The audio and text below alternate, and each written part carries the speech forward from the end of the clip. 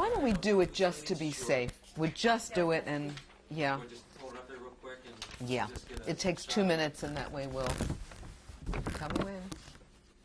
Terrific. Okay. Today is February the 8th, 1995. We are interviewing survivor William Z. Zimmerspitz. The interviewer is Sally Friedman. We're in Cherry Hill, New Jersey in the United States of America, and the language we're using is English.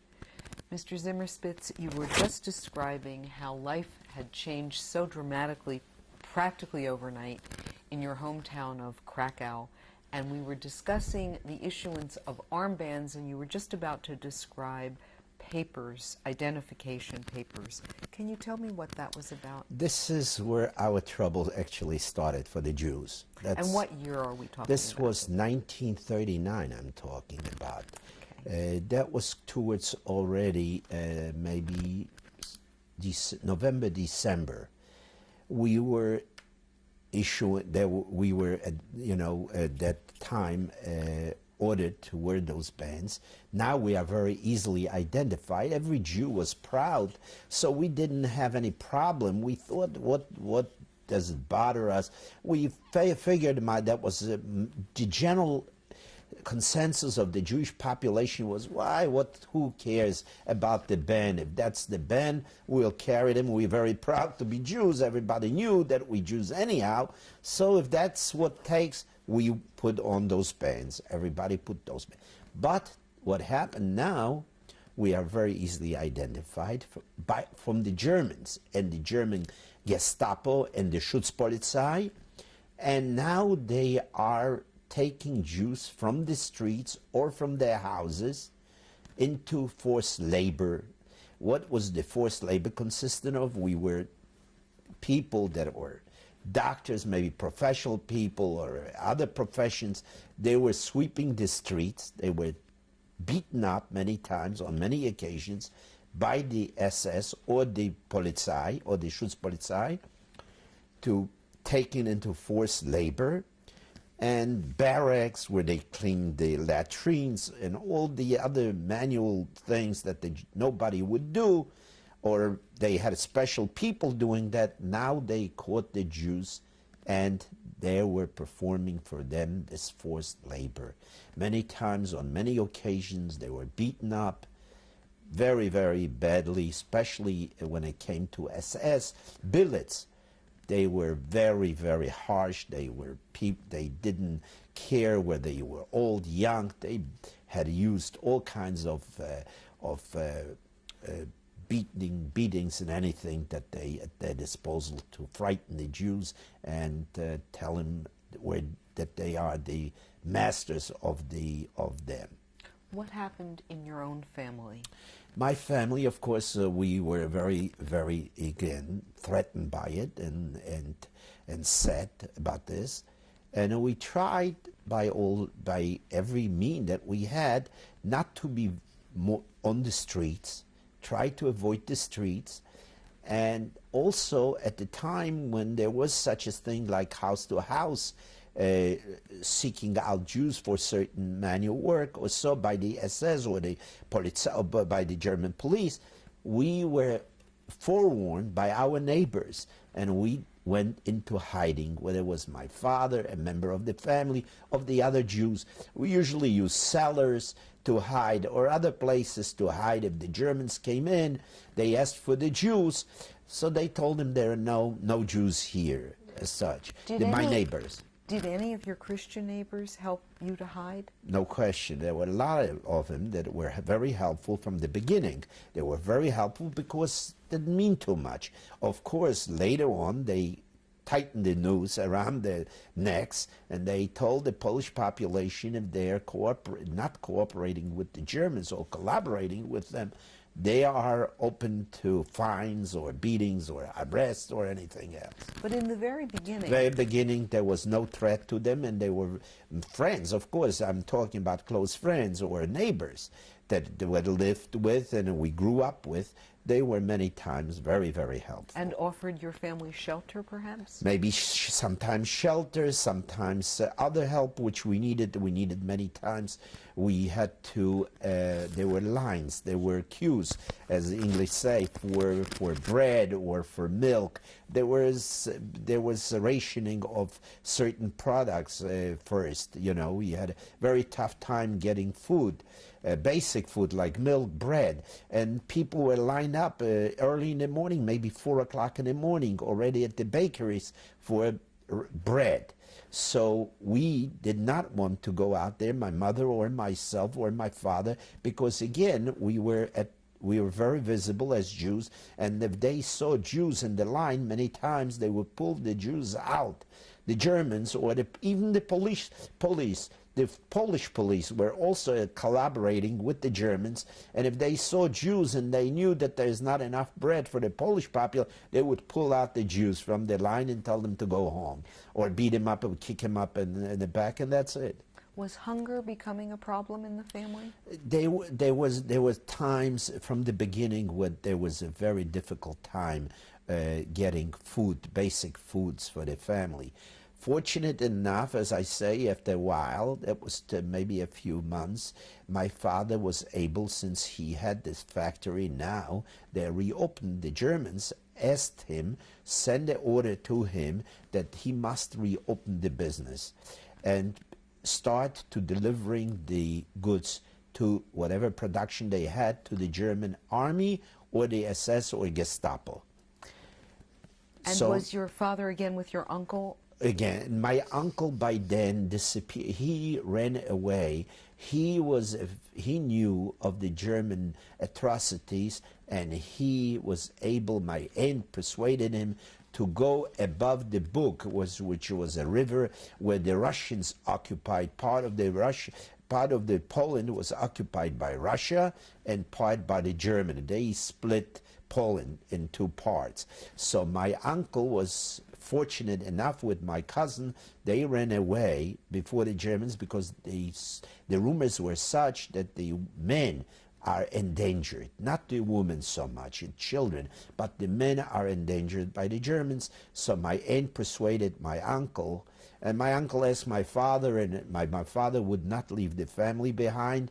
He told him, he was like almost serving like a patriarch of the family, and he said, whatever is going to be with them, I want to be here and take care of them, whatever it's needs. At that point, did your father still believe in Poland and his patriotism? And we did believe. We did believe. We were raised that way. My father, as I say, was, even so, we were very traditional Jews. We attended regular day schools, Hebrew day schools, as I mentioned to you before, and we went regularly to the synagogue, so that my father, we still were very, very much Polish patriots. What happened as your father went back to work and life became, I assume, a little more normal? Yes. Okay, what happened next?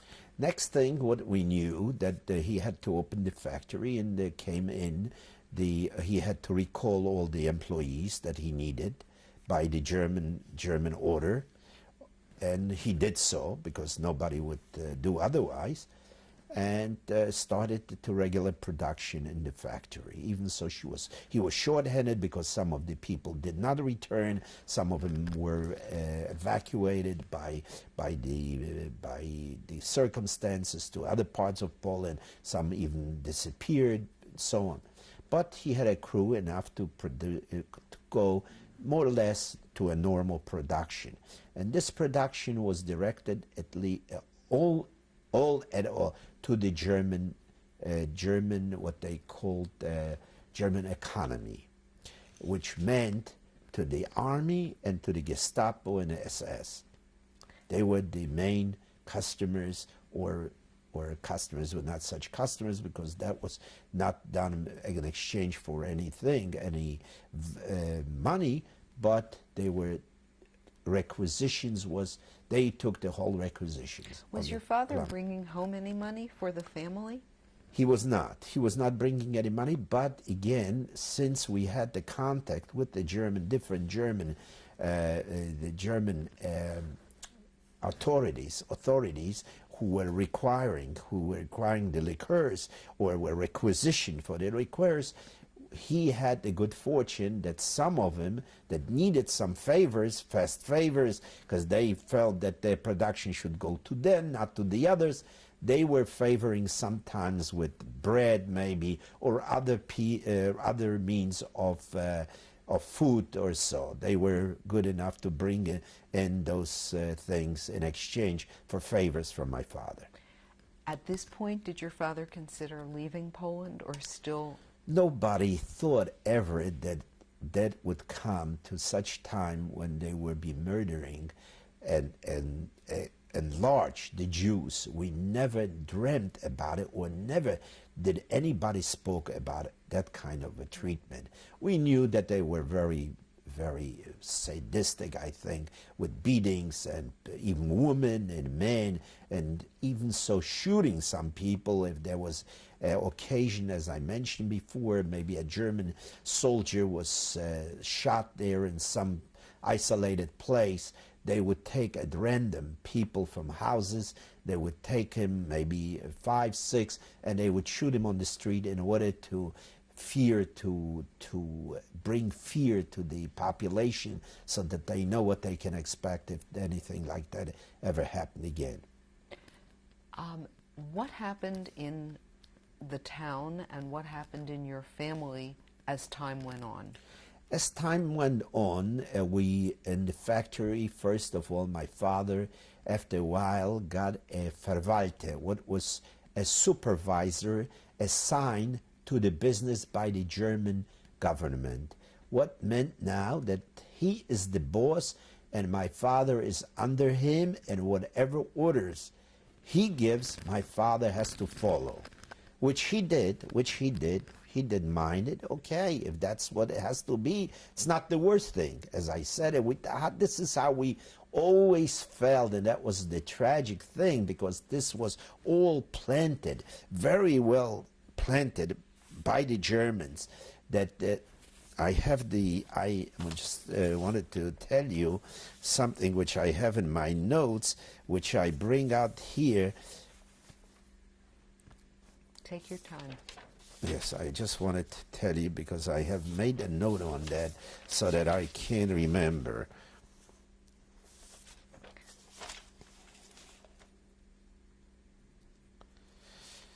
This was actually, as I mentioned to you, I don't know where my notes right now are on that, but I know that everything was directed with a plan, with a very, very close plan.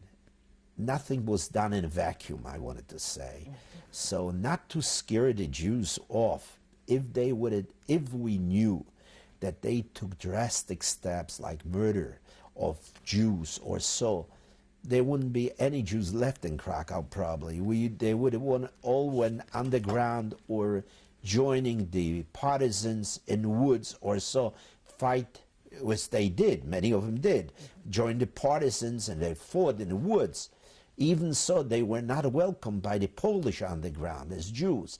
They were segregated there, but they fought a very, very brave battles with the Germans, in different places where they dynamited the tracks, railroad tracks, and so on, all kinds of this type of things that they did.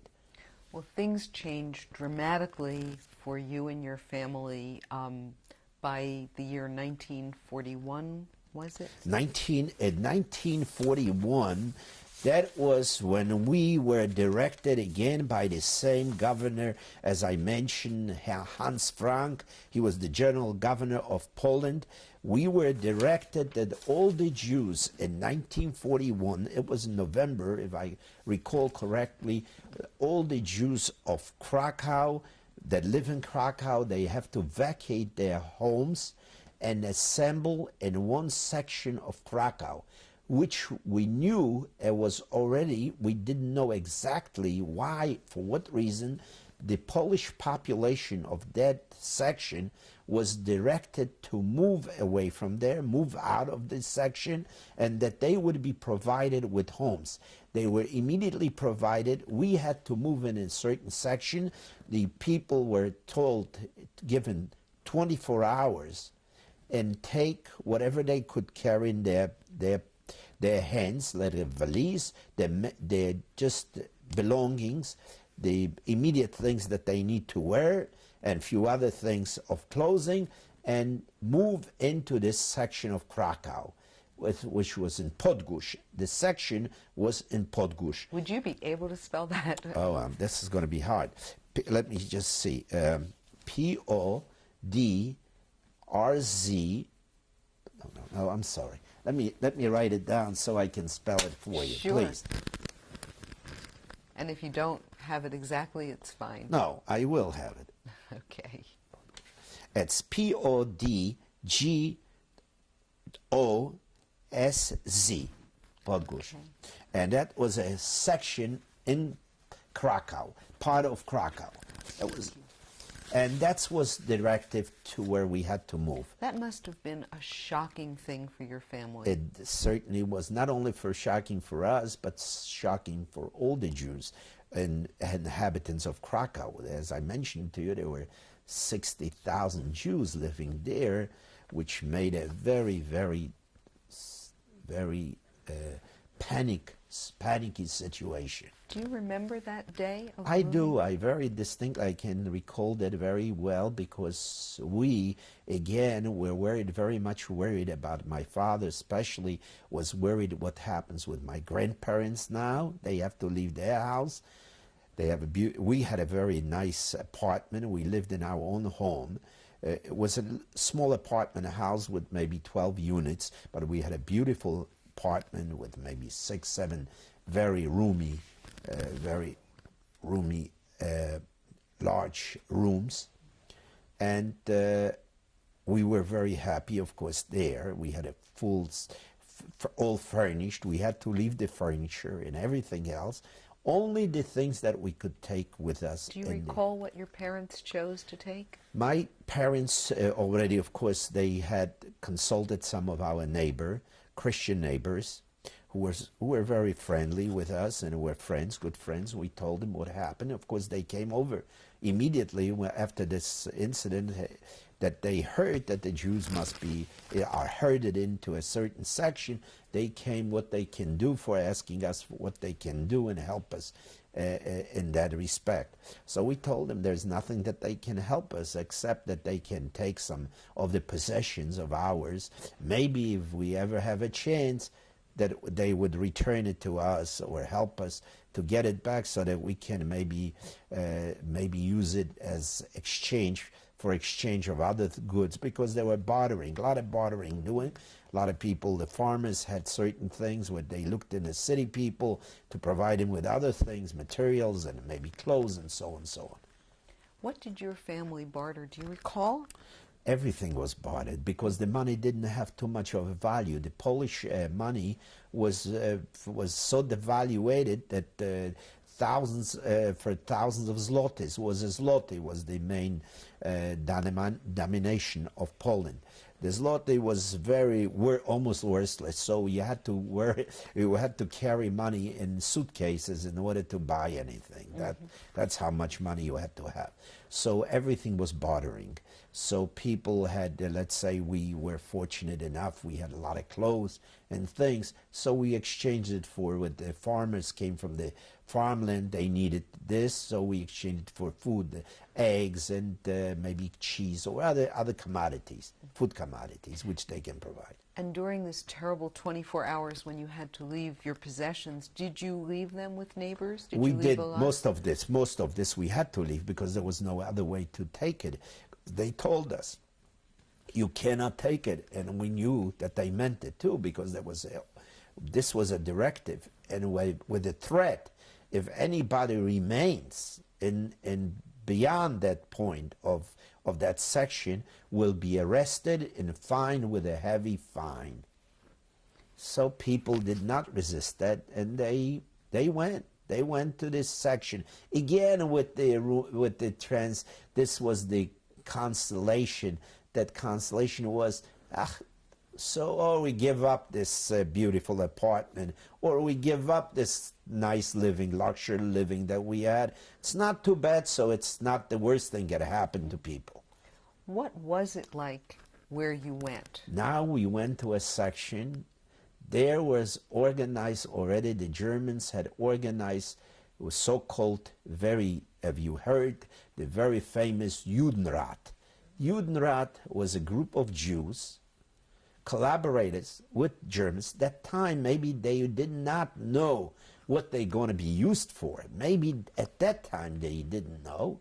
They thought that they would be the privileged people, that they will get the right assignment for their apartments with their families and so on. For that, they collaborated with the Germans. They instituted that Judenrat, and the Judenrat was created, and they were the ones that you had to go for assignment for apartments now.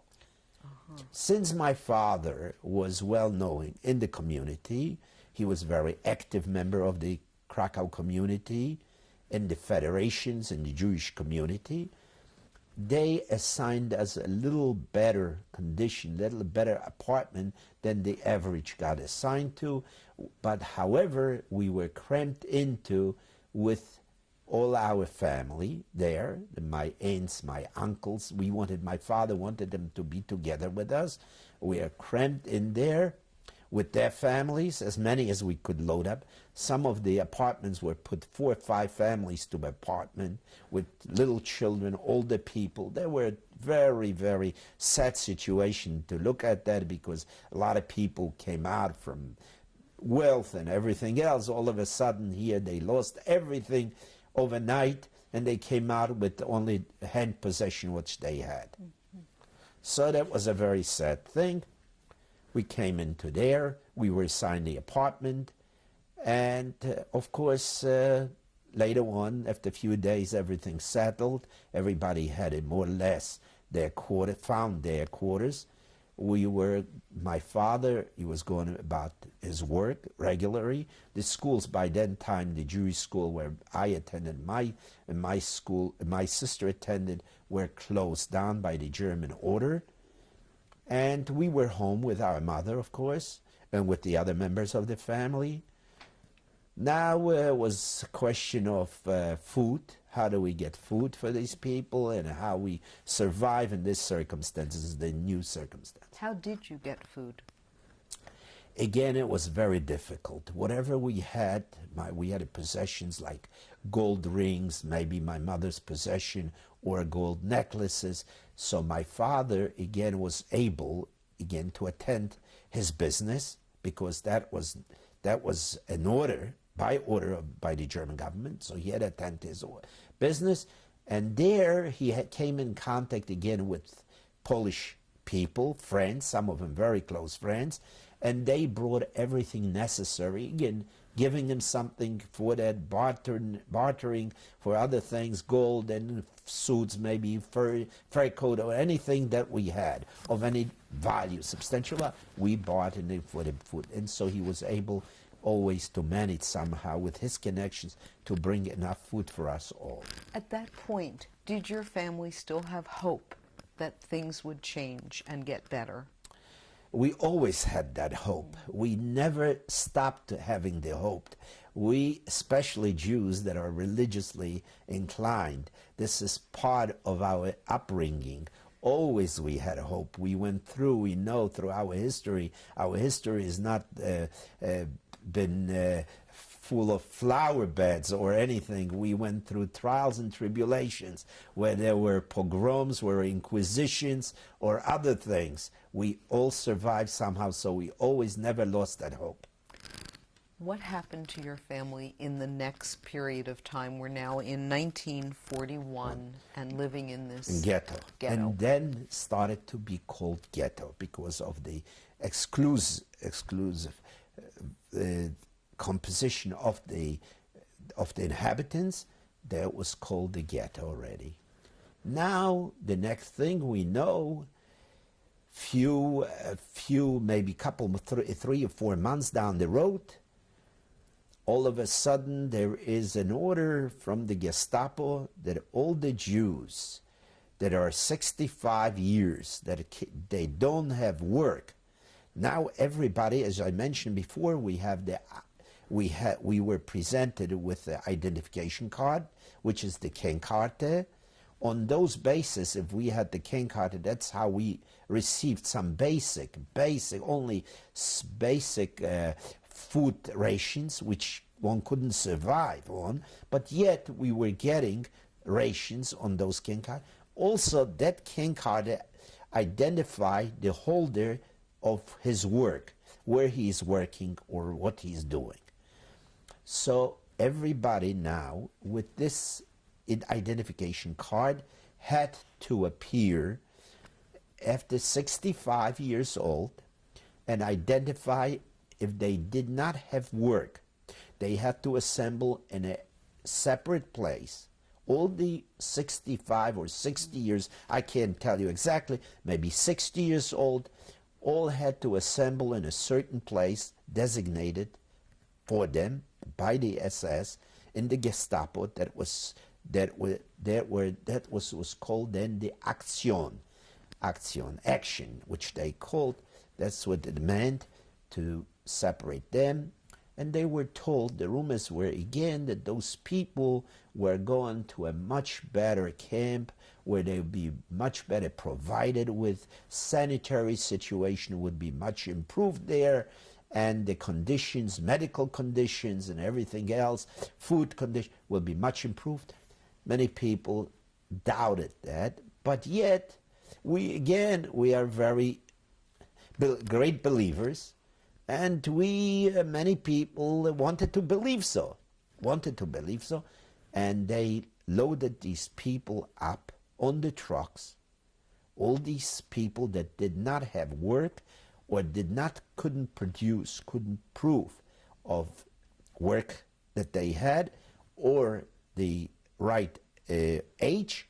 They were loaded up on the trucks. The SS came with trucks, loaded it up, and they disappeared. We did not know where these people were going.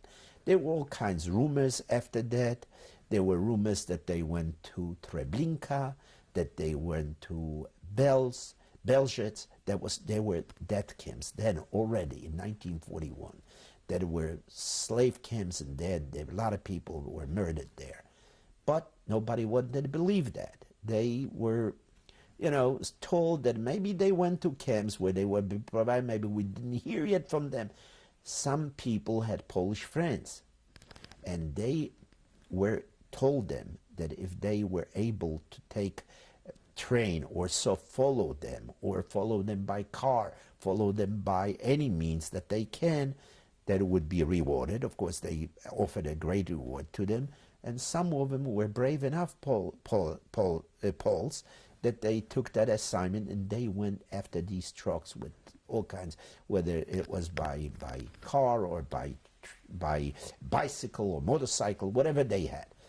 And that was they came back, and with the information that they can only went so far, and they went into camps, which was Majdanek, as I mentioned, in Belzec, and maybe few other camps already. Treblinka, also part of it.